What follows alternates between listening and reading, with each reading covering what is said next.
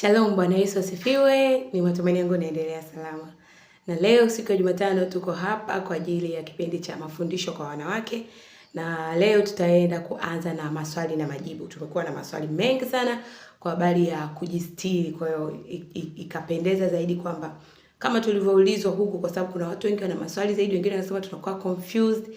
Kwa hiyo ni heri tuweke hadharani ili na wewe pia mwanamke, kama kuna swali ambalo uko confused, basi leo hiyo confusion iweze kuondoka. Na tutakuwa na Pastor John Kagoro ambaye tutakuwa naye na ndiye atakaye kwenda kusimama kwa ajili ya kujibu hayo maswali. Amen. Karibu Pastor. Amen. Bwana Yesu asifiwe sana. Namshukuru Mungu kwa nafasi aliyonipatia kuzungumza nanyi siku ya leo katika kipindi cha maswali na majibu. Basi nitaenda kuomba neema ya Mungu iwe pamoja nasi katika kipindi hiki. Baba, katika jina la Yesu Kristo, ninakuomba Roho wa Mungu uwe mwalimu kuwafundisha watu wako katika yale ambayo nitazungumza nao.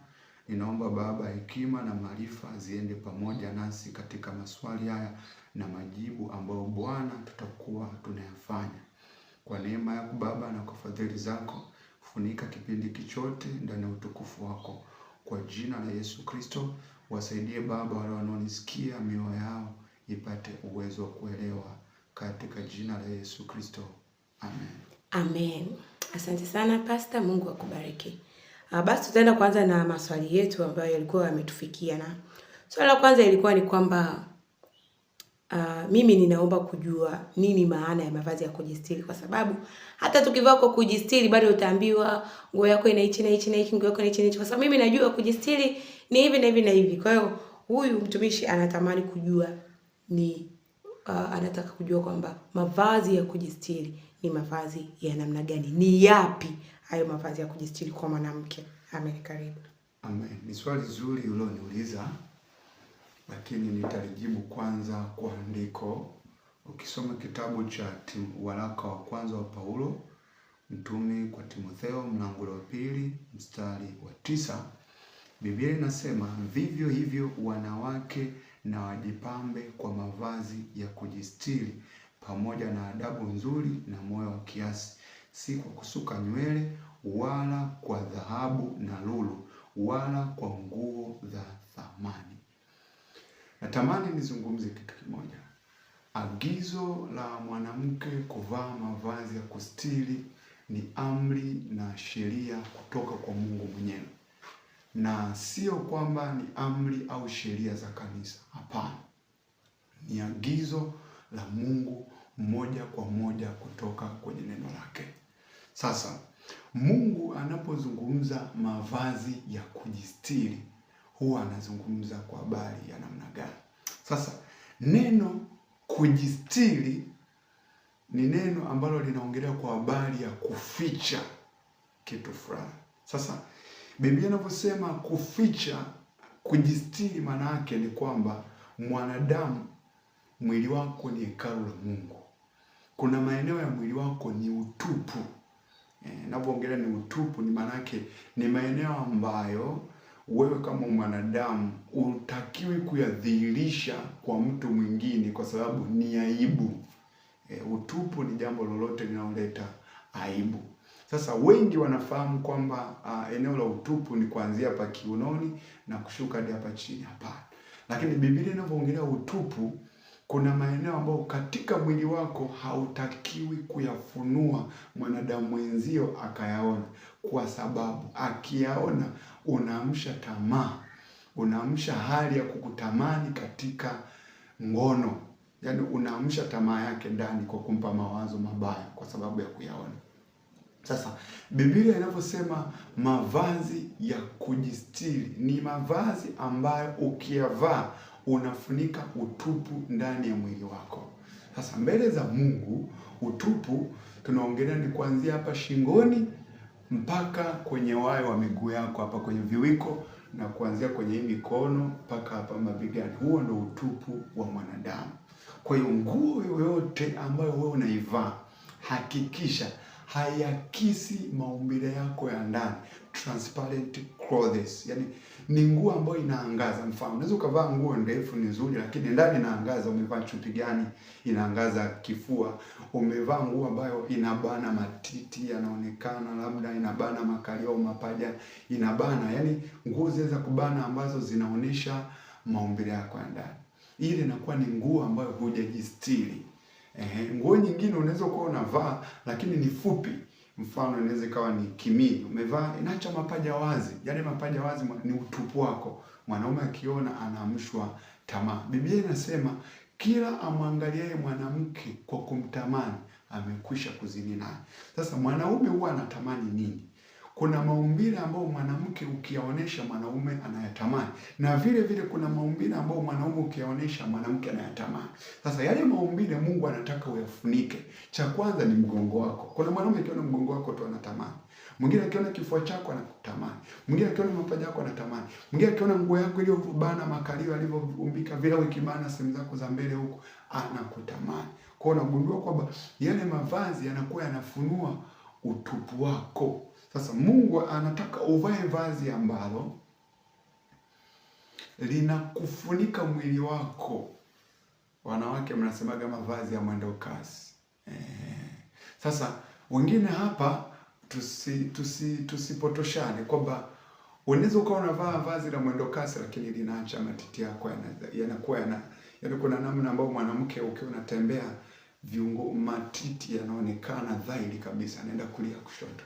Mwingine unaweza kuwa unavaa madela lakini unakuta moja kwa moja yanabana kifua hivi kinaachia, au ni dela ambalo ukiwa unatembea linaakisi mjongeo wa mwili wako. Sasa Mungu anataka nguo unayovaa isifunue chochote ndani ya mwili wako. Yaani usivae nguo ambayo mtu akaona maumbile yako ya ndani.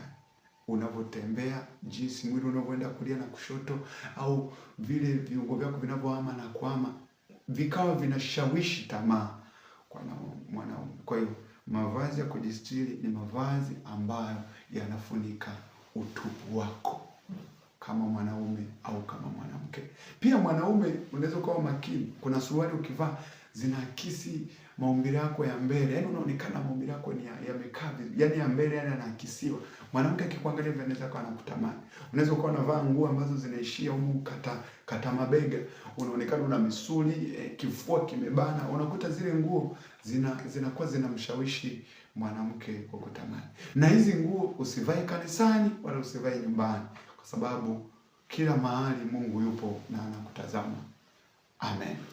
Amen. Asante mtumishi, ubarikiwe. Na hapa kuna swali la kuongezea, kwa sababu nalo ni mojawapo la kujistiri, kwa vile pia ambavyo nimesikia, kwa vile pia ambavyo watu nimeulizwa swali hili kwamba mtu anaona kuvaa tight ile ya ndani, anauliza je, ni dhambi au sio dhambi? Kwa sababu anasema kwamba nikivaa tight ninajistiri mwili wangu, kwamba kwa sababu wanawake huwa wana maumbile tofauti. Kwa mwingine asipovaa tight unakuta hata akitembea tu mwili wake wa kawaida, ule mwili wake unafanyaje? Kuna namna vile akitembea fulani. Kwa hiyo anaona ni heri avae tight ili kujizuia angalau mwili wake usiwe unacheza. Lakini mwingine anasema mimi navaa tight kwa sababu ya mapaja yangu yakigusana na toka vipele, sababu kama hiyo. Lakini sababu ambayo zaidi wanawake wengi wamekuwa wakitumia ni kwamba na yenyewe tight ni vazi mojawapo la kujistiri kwa mwanamke. Sasa ni sahihi kuvaa hiyo tight au? Amen. Nitajibu swali hili kwa namna moja. Ukisoma kwenye Biblia, makuhani walivyokuwa wanavaa kanzu, Mungu alikuwa anawaambia ndani yao wavae suruali. Wengine hizo suruali kwa leo tunaweza tukawa tunasema kaptula. Kiuhalisia tight ni suruali iliyokatwa kiuhalisia.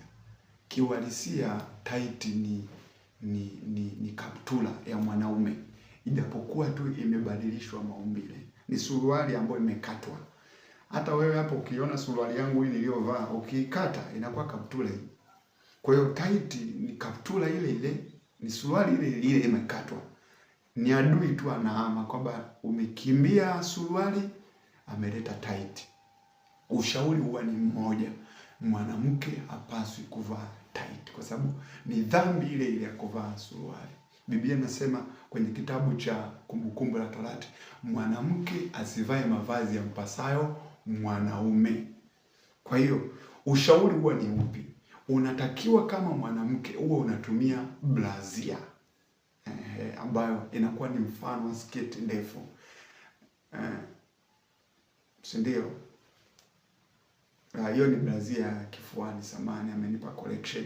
Lakini kuna kuaga na nguo mnaivaa underskirt, unaivaa ile underskirt ambayo inaanzia hapa kiunoni mpaka huko miguuni, na unavaa nguo ya ndani ambayo ni chupi. Isiwe ni chupi ya kamba, iwe ni chupi ambayo ni chupi kama chupi zingine. Achana na vile vichupi vinakuwa ni vya kamba, yaani unafunga vile vichupi vya kikahaba, au unakuta unatumia chupi ambazo zina sponge ndani, yaani kwamba ukivaa zinatunisha maumbile yako ndani hapa. Zile Mungu aruhusu. Na unapokuwa unatumia hivyo vitu, muombe Mungu akupe hekima, kwa sababu wokovu wa nafsi yako lazima ugharamie. Unaweza kuwa unapitia mateso kuvaa chupi labda na underskirt, labda mwili wako unavyotembea unakuwa kuna msuguano. Omba Mungu akusaidie, akupe hekima ya kuweza kuhimili hiyo hali ya msuguano kwenye mwili wako. Amen. Amen. Ubarikiwe mtumishi wa Bwana. Lakini pia kuna swali lingine, je, ni halali au ni vizuri au ni dhambi kuvaa mavazi yenye mapambo, vitambaa vyenye mapambo, ming'ao mingi? Lakini pia na mimi naweza kuongezea hapo kwamba labda shanga. Unajua kuna vitu, yani mapambo mengine ni shanga kabisa, ukiona ni shanga kwenye mikoba, kwenye pochi za kina mama, kwenye viatu, kwenye nguo, kwenye vitambaa. Ni halali kuvaa vitu vya namna hiyo, ming'ao, gold, silver, ming'ao ya aina mbalimbali. Karibu. Amen. Mapambo ya kidunia ni machukizo mbele ya Mungu. Sasa shetani huwa ni mjanja, anajua kitu kimoja. Wanawake wengi mmeshahubiriwa injili ya utakatifu kwamba msivae hereni masikioni, msivae mikufu mashingoni, msivae pete za ndoa mikononi, msivae mapambo kwenye miili yenu. Alivyoona hivyo, Biblia inasema wala hatukosi kuzijua hila za shetani. Moja kwa moja hivyo vitu sasa hivi amevihamishia kwenye saa, amevihamishia kwenye mikoba ya wanawake. Unakuta mwanamke amebeba mkoba, lakini ule mkoba umezungushiwa mnyororo, chain. Pale unakuta ni dhambi ile ile. Mara ya kwanza ulikuwa unauweka kwenye mwili wako, lakini sasa hivi shetani ameuweka kwenye begi lako. Anaweza kama ameweka kwenye saa ya mkononi, ukuta ile saa inakuwa ni ya gold au ni saa ambayo ni ya chuma. Umekimbia hereni lakini umevaa mkononi. Kwa adui ni mjanja. Ni hila za shetani. Amehamisha tu kwamba mara ya kwanza vitu utakuwa usivae kwenye mwili wako, ila ameviweka kwenye nguo. Kwa hiyo unapokuwa unavaa nguo yenye shanga, yenye inayong'aa, unapovaa nguo yenye lulu, unapovaa nguo zenye mapambo, moja kwa moja unakuwa kwenye dhambi ile ile ya mara ya kwanza ya kutumia mapambo ya kidunia. Ushauri wangu ni mmoja. Unaponunua nguo dukani, make sure unatafuta nguo ambazo ni plain, hazina mapambo. Tafuta nguo za kawaida. Unapoenda dukani au sehemu zote wanazouza nguo, tafuta nguo za kawaida. Epuka nguo zenye mapambo. Ni hila ile ile ya adui tu, kwa mara ya kwanza zilikuwa kwenye kuvaa mwili, sasa hivi ameweka kwenye vitu. Kwa hiyo hicho ni kitu ambacho nilikuwa ninazungumza. Amen. Amen. Lakini pia hapa nina jambo la kuongezea ambalo nitapenda kumshauri msikilizaji na mfuatiliaji kwamba kama unaweza kuwa na doubts yoyote, ukisoma katika kitabu cha Petro wa kwanza, Biblia inasema mwanamke ajipambe kwa mavazi ya kujistiri wala si kwa dhahabu na lulu. Kwa hiyo mtu mwingine utakuta anakuambia kwamba hii hata kama ni dhahabu, hata kama ni, sasa tuweke wapi? Tufanye nini? Mimi tu hapa naomba jambo la kukushauri. Unapovitumia hivyo vitu unapata amani, au kama unaona kwamba labda hiki kitu ukielewa, kwa sababu na mimi pia hapo mwanzo pia na mimi nilikuwa sielewi, yani nilikuwa nikiambiwa sielewi, lakini nilipo take time kumuuliza Mungu mwenyewe nikajikuta kuna muda nakosa amani. Lakini kuna muda pia Biblia inavyosema kwamba kutini bora kuliko dhabihu. Kwa na wewe pia kaa chini, tafakari, muulize Mungu mwenyewe pia atakufundisha kwa amani tu ya moyo, na iamue moyoni mwako. Tusije tukakutoka mzigo mzito kwamba pia na mapambo ni dhambi, lakini hiyo pia kama nilivyosema mtumishi kwamba naye ni pati nyingine ya mapambo. Kwa hiyo hapo ni wewe sasa kuwa makini na hivyo vitu. Kama unacho kuongezea hapo mtumishi? Amen. Kitu ambacho natamani tukifahamu, msingi mkubwa wa utakatifu wa kweli ni ukawaida, simplicity. Make sure unapokuwa unanunua hata mavazi yako sokoni, epuka sana kutafuta mavazi ya fashion. Tafuta ile mavazi ya kawaida tu. Lakini pia uwe ni mpenzi wa kushona nguo zako mwenyewe kwa vitambaa. Make sure unaenda kwa fundi, unashona nguo zako mwenyewe. Lakini ziwe ni nguo ambazo zinafunika mwili wako wote. Kuanzia kwenye viwiko vya mikono hapa, mabegani, shingoni, mgongoni, kifuani, miguuni mpaka kwenye kiwiko cha mguu. Usiruhusu nguo ambayo inabana na kuonesha mwili lako. Ni bora ukavaa nguo ambazo zikawa ni wide, bwanga. Sisi shuleni tulikuwa tunasemaga bwanga. Vaa nguo ambazo zinaruhusu kuwe na distance kati ya ngozi yako na nguo. Yaani ni nguo ambayo haikuoneshi ndani yako umebeba nini. Ndani yako kuna nini. Amen. Barikiwe.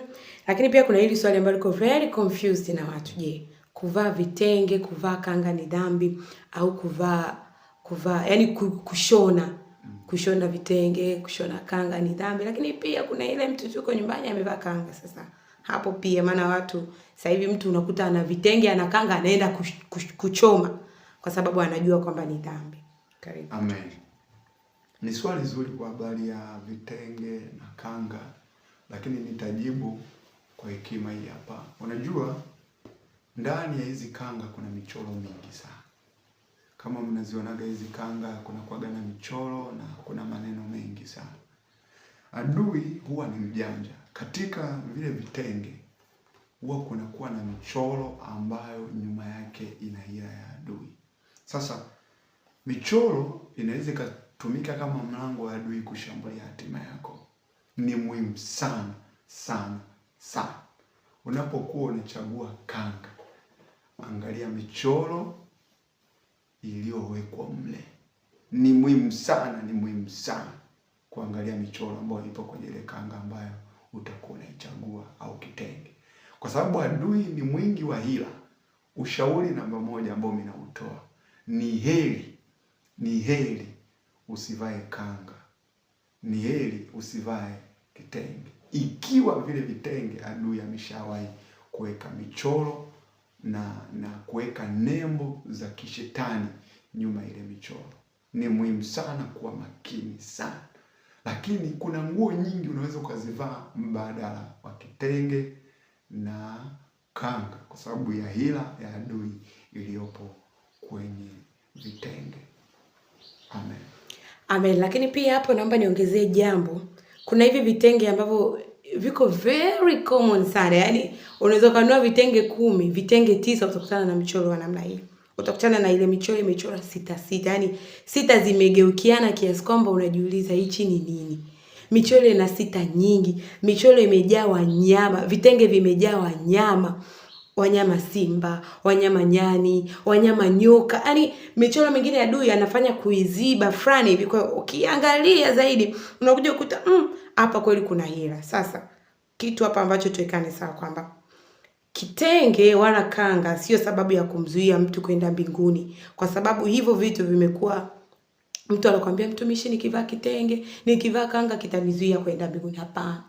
Kitenge wala kanga kiwezi kukuzuia kwenda mbinguni, kwa sababu kinachomzuia mtu kuingia mbinguni ni utakatifu. Biblia inasema kwamba tafuteni kuwa na amani na kwa bidii kuwa na amani na watu wote, na huo utakatifu ambapo pasipo huo hakuna atakayemuona Mungu. Kwa hiyo ni utakatifu mtu ambaye utamuingiza mbinguni. Lakini kunakuwa na hizi precautions kuangalia hivi vitu, kwa sababu ni mlango ambao adui anaweza akapitia kuingia kwenye maisha ya mtu. Sasa wewe una kitu cha adui kwenye nyumba yako, unadhani adui hataingia kwenye nyumba yako? Hapana, lazima ataingia kwa sababu ya ule halali. Kwa hiyo dili kubwa au dawa ni kuondoa hicho kitu, hata kama ulinunua kwa gharama, imradi tu shetani asipate nafasi.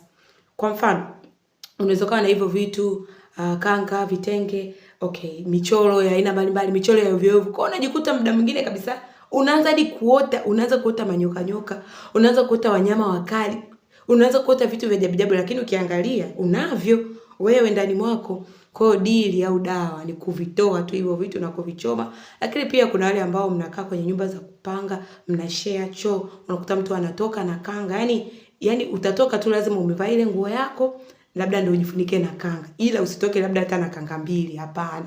Yaani mwanaume mwingine hata ukitoka na kanga mbili, umepita tu pale amekuona, tayari kashakuvua nguo. Na wewe ndio utakuwa tayari umeshasababisha yeye akuvue nguo. Kwa hiyo pita zako tu vile, umevaa nguo yako vizuri, na labda kama ndio hivyo umejifunika kaka, nenda.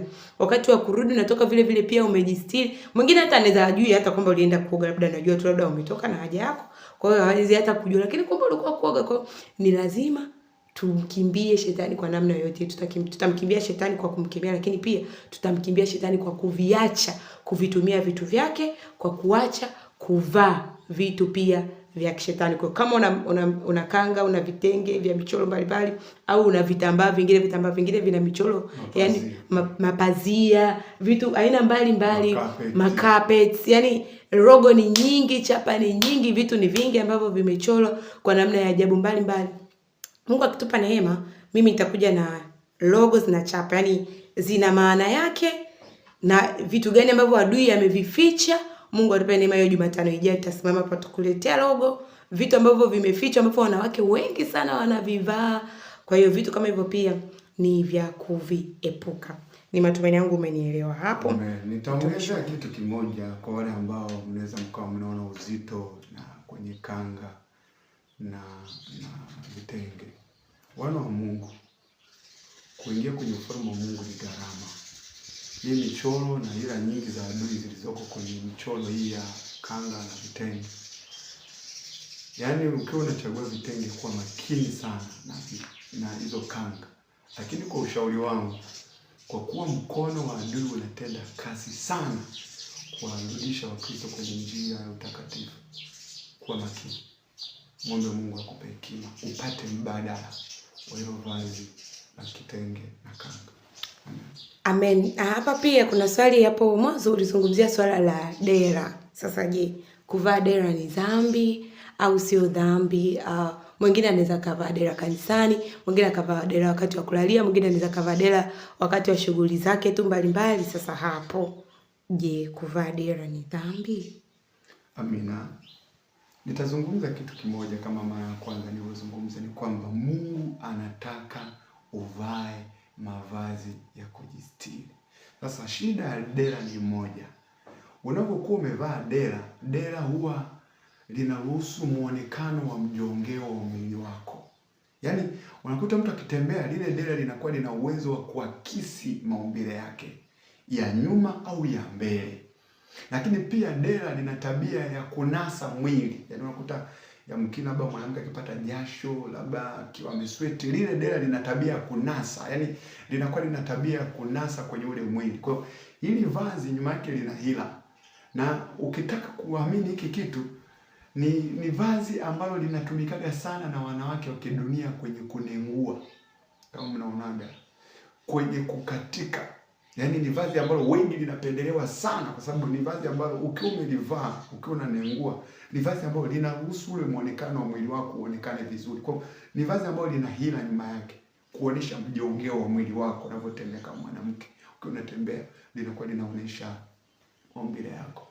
Mimi ninachoshauri, ziko nguo nyingi za kuvaa, lakini hakikisha nguo unazovaa hazionyeshi mjongeo wa mwili wako. Yaani unakuta ukitembea hivi hata sasa, jamani hii ni nini? Vaa nguo ambazo zinaruhusu mwili wako uwe kawaida. Mtu asijue chochote kinacho mjongeo wote wa mwili wako. Amen. Amen. Swali letu la mwisho kwa siku ya leo ni kwamba hapa sasa ufafanuzi zaidi. Je, kuvaa kilemba, yaani kilemba unatakiwa uvae wakati gani? Maana hapa imekuwa kwamba tuvae kilemba hata wakati wa kulala, uvae kilemba hata ukiwa nyumbani. Yaani ukiachana kwamba Biblia imetuagiza kwamba mwanamke asalipo afunike kichwa chake. Sasa unatakiwa kuvaa kilemba masaa 24 hadi wakati wa kulala, la kwanza. Lakini pia swali jingine, kilemba cheusi kivaliwe? Na kwa nini tunaambiwa tusivae kilemba cheusi? Kwa rangi zote ni Mungu kaziumba. Amen.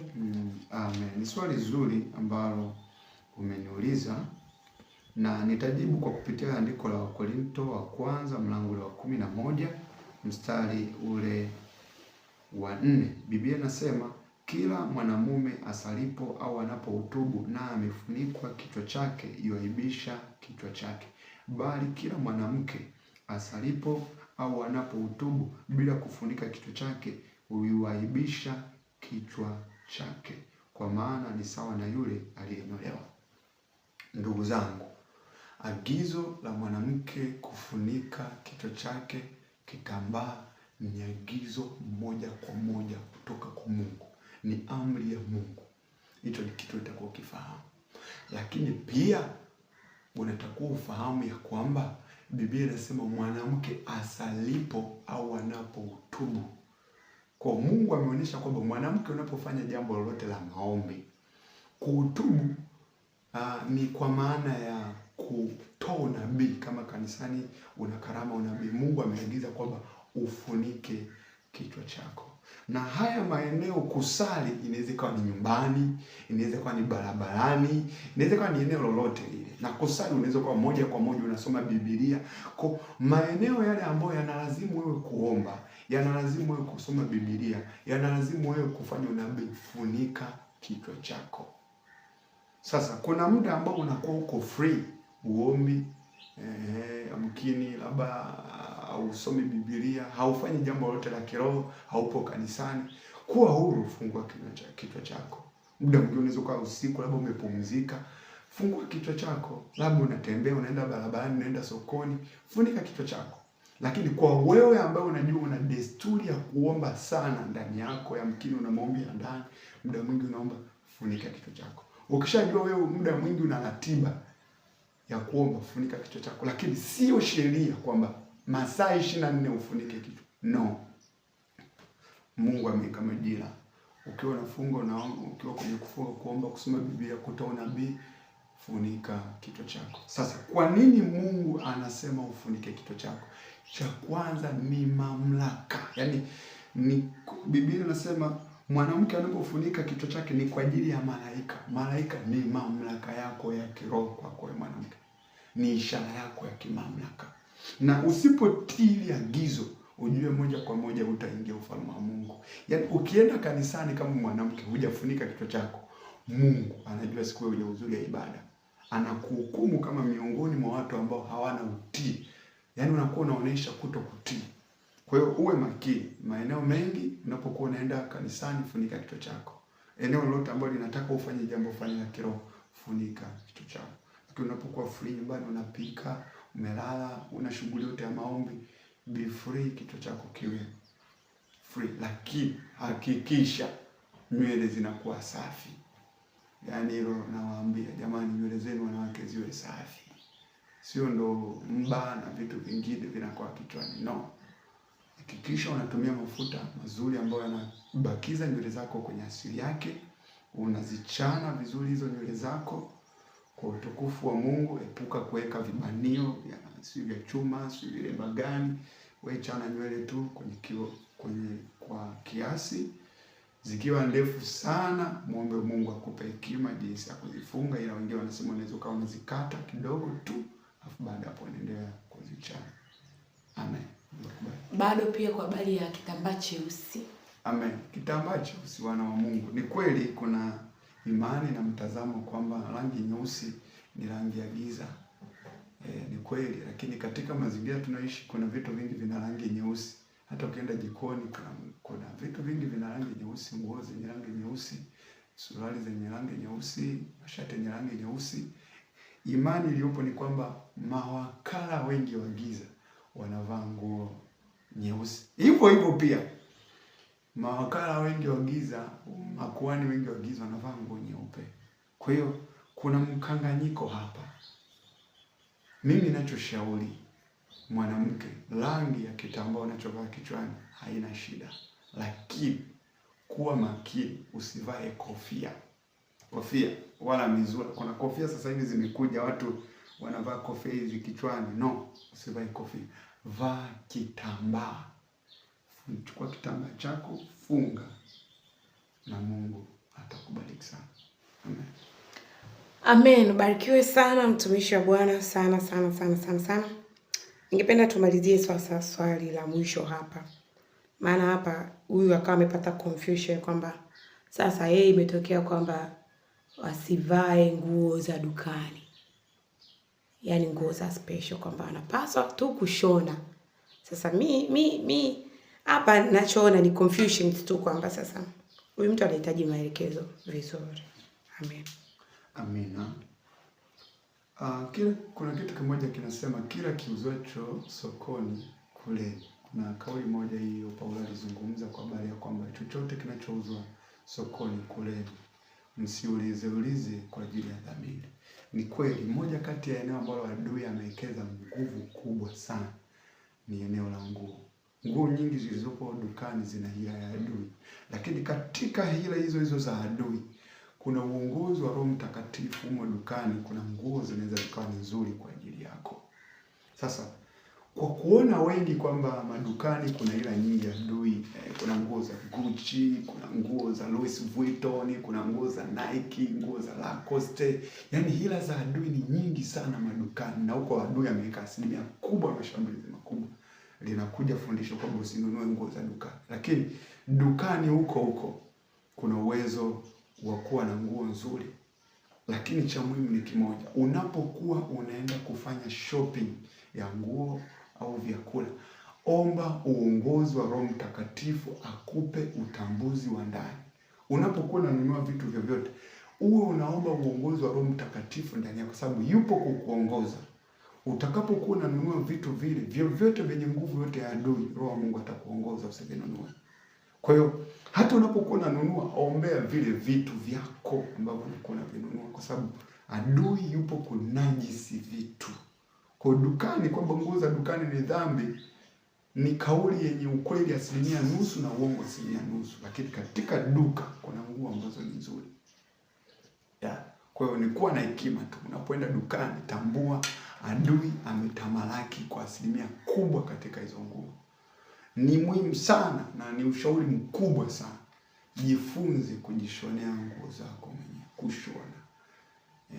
Lakini pia unapoenda dukani, tafuta zile nguo za kawaida za heshima, zipo kwa uongozi wa Roho Mtakatifu. Amen. Amen. Mungu akubariki sana sana sana mtumishi wa Bwana. Jambo la ushauri tu la kuongezea hapo ni kwamba yaani mwanamke yeyote yule lazima ujue kujistiri. Na hizi confusion zote zinazotokea, kuvaa kitenge ni dhambi, kuvaa vitambaa vya namna fulani ni dhambi, kufanya hiki ni dhambi, ni dhambi. By the way, Mungu akitupa neema tutaendelea tena na maswali mengine wiki ijayo. Maswali bado yapo mengi, lakini haya tuliona ambayo ndio ya muhimu, yanawachanganya watu zaidi na zaidi. Mtu anashindwa sasa avae nini. Ukiwa huko nje utavaa chochote kile kwa sababu unajua uko sahihi. Sasa tumeingia huku kwa habari ya kuvaa mavazi ya kujistiri. Adui analeta confusions kwa watu.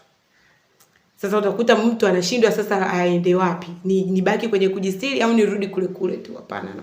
Lazima tujue wanawake kukimbia hila za adui. Kwa hiyo kwa haya machache leo ni matumaini yangu umebarikiwa zaidi na zaidi. Basi tutaenda kufunga kipindi chetu kwa maombi na Mungu akubariki. Amen. Amen. Mungu akubariki wote ambao mlikuwa pamoja nami kunisikiliza yale ambao Mungu anazungumza nanyi kupitia mimi. Ushauri wangu ni mmoja. Mafundisho yanayochanganya kanisa katika Injili ya utakatifu ni mengi. Ni muhimu kuomba uongozi wa Roho Mtakatifu sana katika mafundisho unayoyasikia na kupata ushauri na uongozi kwa watumishi wenye uzoefu mkubwa katika Injili ya utakatifu. Lakini uwe makini.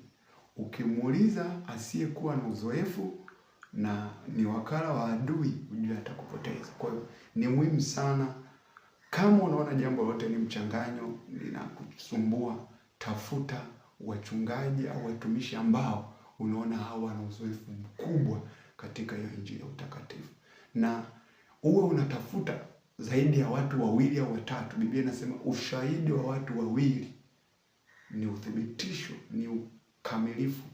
Ukiniona mimi nasema hicho kitu, mchungaji mwingine anasema hicho kitu, mwingine anasema hicho kitu, na ukamwomba Roho Mungu akakupa amani, kuna ule ufasaha katika hilo jambo, lakini make sure unawafuata watumishi wa kweli wa Mungu.